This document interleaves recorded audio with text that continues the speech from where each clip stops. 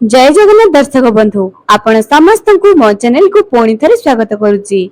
दर्शक बंधु आज वीडियो रे मुझे आसी रोसई घर संपर्कित किछि नियम।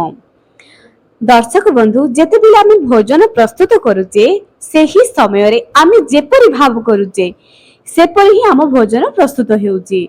जेपरि भगवान को पूजा कला बेले कुहा जाय जे जेपरि भाव जहार जेमिति भाव थिबो भगवान ताकू सेही रूप रे दर्शन दियंती, सेही भाव रे ता डाक सुनंती।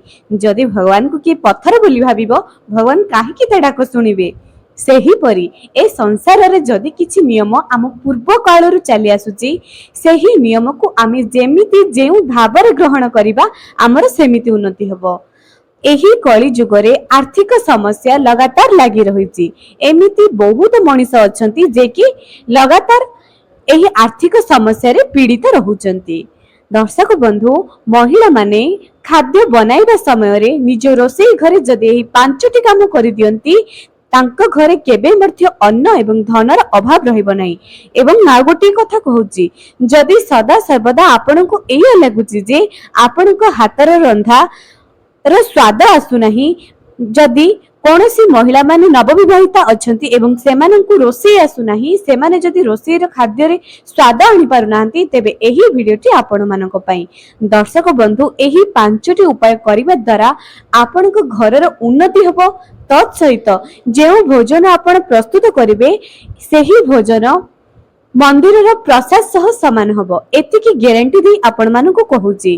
तेनु केउ 5टी कथा आजिर वीडियो रे आपण मानक कहिबी। चलंतु आउ देरी न करी आरंभ करिबा।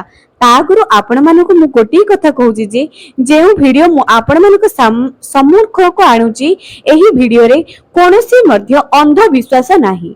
तेबे एही वीडियो रे केते सत्यता अछि केते अंधविश्वास अछि ताहा आपण माने किपरि जानिबे।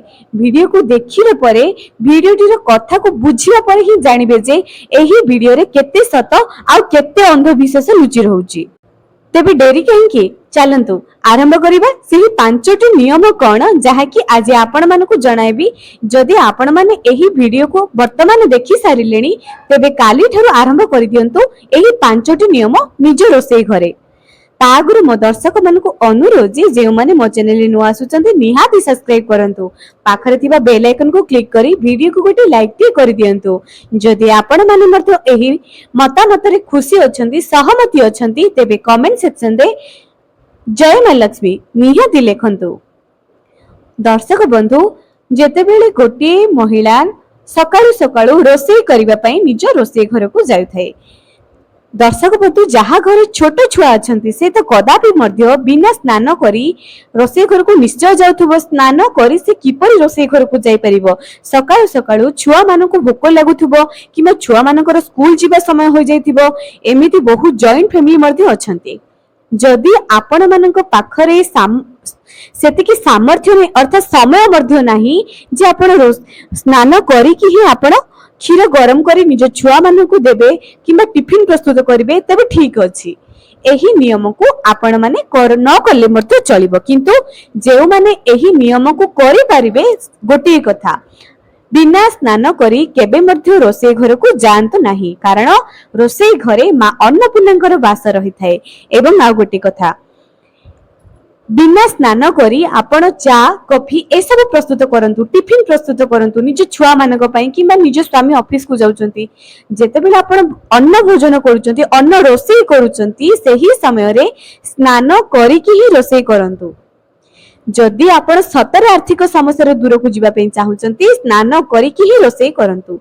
द्वितीय उपाय जेतेबेले आपण रोसई करूचंती रोसई रे प्रथम भाग आपण अन्न भोग कले किंबा रुटी कले जहा भी कले स्नान करी भल और स्वच्छ वस्त्र पिंधि खाद्यर प्रथम भाग को निज भगवान को पाखरे निज इष्ट देवों को पाखरे प्रथम भोग अर्पण करंतु। एबे प्रश्न आसे जे जदि आपण माने निज घर पियाज रसुन करथिबे कोन करिवे।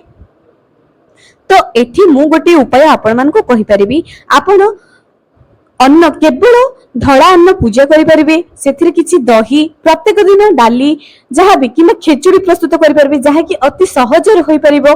बस ठाकुरंग पई किछि खेचुड़ी प्रत्येक दिन ठाकुरंग पई जेतेबेले आपण अन्न रोसई करूचंती किमा रुटी प्रस्तुत करूचंती चेष्टा करंतु जे ठाकुरंग को प्रथमे भोग देबे तापरे जाई आपण माने निजे ग्रहण करिवे। प्रथम भोग जहा हेले भी ठाकुर को देवा को चेष्टा करंतु।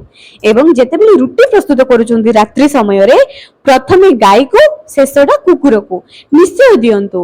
गोटी थर कार्य करी केही सफलता बारंबार करिबा परे ही आपण सफलता पाई परिबे। तेनु गोटी कार्य को गोटी दिन रे करी जदि आपण माने सफलता हेबा पई चाहउचंती नाही बारंबार कले जाई कि ही आपण सफलता पाई परिबे। तापर उपायटी एया अटे जे रोसे घरे चप्पल पिंधि जानतु नाही।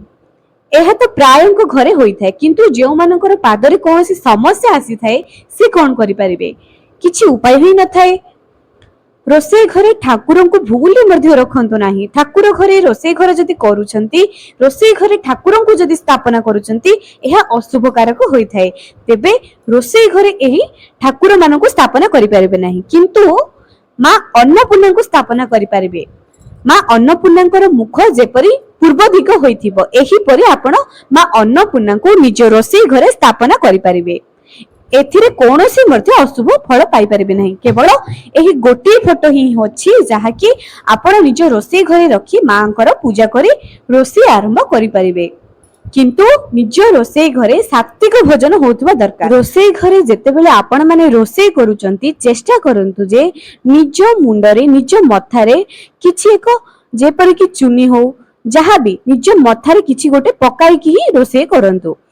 आम सनातन धर्म रे जेतेबेले पूजा पाठ करा जाए मस्तिष्क रे एथि पई पकाइबा पई ओढ़णा दिया जाए जहा कि आम ओडिया घर रो संस्कृति एथि पई पका जाए जे कोनोसी बुरी नजर कोनोसी खराब प्रभाव कोनोसी नकारात्मक शक्ति आमको प्रभावित न करू। सेही नियम मुताबक पूजा करबा समय रे जदि आमी माने निज मथारे किछि घोड़ाई कि करे किबा ओढ़णा दिए किबा चुनी जहा भी पकाए एसबु पकाइबा द्वारा आमर कोनोसी नकारात्मक शक्ति आमको घेरे पारि न थाए। पूजा करिबा समय रे आमर ध्यान मध्य भटकी न थाए।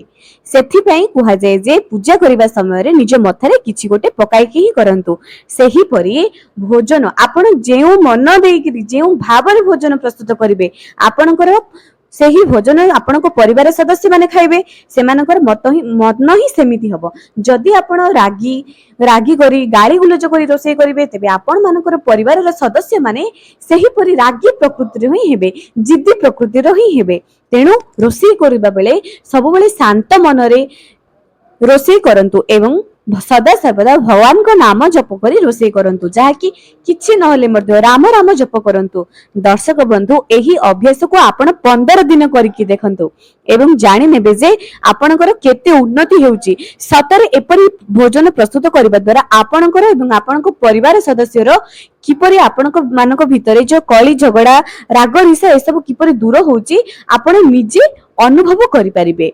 एही उपाय को थरे करिकि देखंतु। आ गोटी नियम भोजन प्रस्तुत करिबा समय रे टीवी देखि देखि किंबा मोबाइल रे कथा होई परनिंदा परचर्चा करी एही सबु कार्य करी भोजन प्रस्तुत करंतु नाही। जदि सतरे निज परिवार रो निज पिल्ला मानकर उज्जवल भविष्य चाहउचंती रोसे करिबा समय रे मन ध्यान पूर्वक रोसे करंतु। रोसे करिबा समय रे जेते पारिबे मन को शांत रखंतु एवं जल्दी रोसे करंतु भल भाबरे रोसे करंतु एवं भगवान का नाम जप करी करी रोसे करंतु। रोसे जेउ कार्य करंतु ना काहे कि जेते बेले आपण भगवान का नाम जप नै नियंती सेही कार्यटी सफल होइथाय एवं सुंदर होइथाय एवं पवित्र भी होइथाय। आपण जेतेबेले रोसे करिवे एवं भगवान को नाम जप जप करी रोसे करिवे सेही खाद्य मते पवित्र हेबो एवं थरे देखिबे तो सेही रोसे केते स्वाद आसी जीवो। भगवान को नाम जपरे जेपरि प्रसाद रोसे करिबा समय रे भगवान को नाम को स्मरण करी प्रसाद रोसे करा जाय सेही परि निज घरे जेतेबेले रोसे करूचंती एही नियमटी निश्चय करंतु। दर्शक बंधु आपण 15 दिन रे एहार फरक देखि देबे। आ गोटे नियम एयाटे जे रोसे करिबा पूर्वरु मां अन्नपूर्णा को स्मरण करंतु। जेतेबेले प्रथमे आपण अन्न रोसे करूचंती निज चूल्हा को थरे स्मरण करंतु अग्निदेव को स्मरण करंतु एवं मां अन्नपूर्णा को स्मरण करंतु। जेपरि कार्य आरंभ बेले निजर इष्ट को स्मरण करूचंती विघ्न हर्ता को स्मरण करूचंती रोसे रे केवल मां अन्नपूर्णा को स्मरण करंतु। हे मां अन्नपूर्णा मो घरे केबे अन्न एवं धनर ଅଭାବ ନ ରହୁ ଏହି କଥାଟି ମାଙ୍କୁ କହି ଜଣାଇ ରୋଷେଇ ଆରମ୍ଭ କରନ୍ତୁ। ଯଦି ରୋଷେଇ ଘର ଆପଣ ମାନେ ଏହି ସବୁ ନିୟମ ଆପଣ ମାନେ ମାନିବେ ତେବେ ଆପଣଙ୍କ ଜୀବନରେ କେବେ ମଧ୍ୟ ଧନ ଏବଂ ଅନ୍ନର ଅଭାବ ରହିବ ନାହିଁ। କୁଆଡୁ ନା କୁଆଡୁ ନିଶ୍ଚୟ ଧନ ଆସୁଥିବ। ଚେଷ୍ଟା କରନ୍ତୁ ଯେ ଏହି ନିୟମକୁ ଆପଣ ମାନେ ଲଗାତାର କରିବେ। ଗୋଟିଏ ଦିନ କରି ଯଦି ରହିଯିବେ ଆପଣ ଫଳ ପାଇପାରିବେ ନାହିଁ। ଲଗାତାର କରନ୍ତୁ, ନିୟମରେ କରନ୍ତୁ, ବିଶ୍ୱାସରେ କରନ୍ତୁ, ଦେଖିବେ ଆପଣଙ୍କର ନିଶ୍ଚୟ ମଙ୍ଗଳ ହବ। ଏବଂ ସବୁବେଳେ ଚେଷ୍ଟା କରନ୍ତୁ ଯେ ରୋଷେଇର ପ୍ରଥମ ଭାଗ ଗାଈକୁ, ଶେଷ ଭାଗ କୁକୁରକୁ ରୁଟି ଯାହା ପ୍ରସ୍ତୁତ କରୁଥିବେ। ଏମିତିରେ ତ ମୁଁ ଏବେ ଅନ୍ନ ଭୋଜନର ପ୍ରଥମ ଭାଗ ଭଗବାନଙ୍କୁ ଦେବା ପାଇଁ କହିଲି। ଯଦି ଆପଣ ରୁଟି କରୁନାହାନ୍ତି ଅନ୍ନ ଦେବା ପାଇଁ ଚାହୁଁଛନ୍ତି ଠିକ ଅଛି, ପ୍ରଥମ ଭାଗ ଭଗବାନଙ୍କୁ, ଦ୍ୱିତୀୟଟି ଗାଈକୁ ଏବଂ ତାପର ଭାଗଟି ଆପଣ ମାନେ ଖାଇବେ, ଶେଷ ଭାଗଟି କୁକୁରକୁ 4 ଭାଗ କରି ଦେବେ। ମନେ ରଖନ୍ତୁ, ଯଦି ଆପଣ ମାନେ ପକ୍ଷୀ ମାନଙ୍କୁ ଖାଇବା ପାଇଁ ଦଉଛନ୍ତି, ଗାଈ ଏବଂ କୁକୁରକୁ ଖାଇବା ପାଇଁ ଦଉଛନ୍ତି, ପ୍ରଥମ ଭାଗ ଭଗବାନଙ୍କୁ ଦଉଛନ୍ତି, ଆପଣଙ୍କ ଘରେ କେବେ ବି ଅନ୍ନର ଅଭାବ ରହିବ ନାହିଁ। କାରଣ ଯେଉଁ ହାଣ୍ଡିରୁ ସବୁବେଳେ ଖାଦ୍ୟ ସରୁଥାଏ ସେହି ହାଣ୍ଡି କେବେ ବି ଖାଲି ରୁହେ ନାହିଁ। କାରଣ ସେହି ହାଣ୍ଡିରେ, ସେହି ଭାତ ହାଣ୍ଡିରେ, ସେହି ରୋଷେଇ ଘରରେ କେତେ ଜଣଙ୍କର ପେଟ ଯୋଉ ପୁରିଥାଏ ସେ କଥା କେବଳ ଈଶ୍ୱର ହିଁ ଜାଣନ୍ତି। ତେଣୁ ଈଶ୍ୱର କେବେ ମଧ୍ୟ ସେହି ଘରର ହାଣ୍ଡିକୁ ଖାଲି ରଖିବେ ନାହିଁ। କୁଆଡୁ ନା କୁଆଡୁ କେଉଁ କାରଣରୁ ବି, କେଉଁ ଅବସ୍ଥାରୁ ବି, କେଉଁ ରୂପରେ ବି ଆପଣଙ୍କ ଘରକୁ ଧନ ଆସିବ। ଆପଣ ତା କଥା ଈଶ୍ୱରଙ୍କ ଉପରେ ଛାଡି ଦିଅନ୍ତୁ। ଦର୍ଶକ ବନ୍ଧୁ, ରୋଷେଇ ଘରେ ଏହି ସବୁ ନିୟମ ଆପଣଙ୍କ ଜୀବନ ବଦଳାଇ ଦେବ। 15 ଦିନ କରିକି ଦେଖନ୍ତୁ, ନିଶ୍ଚୟ ଫରକ ଆସିଯିବ। ଆଜି ପାଇଁ ରହିଲି, ପୁଣି ଦେଖା ହେବ ଆଗାମୀ ଏକ ସୁନ୍ଦର ଭିଡିଓରେ।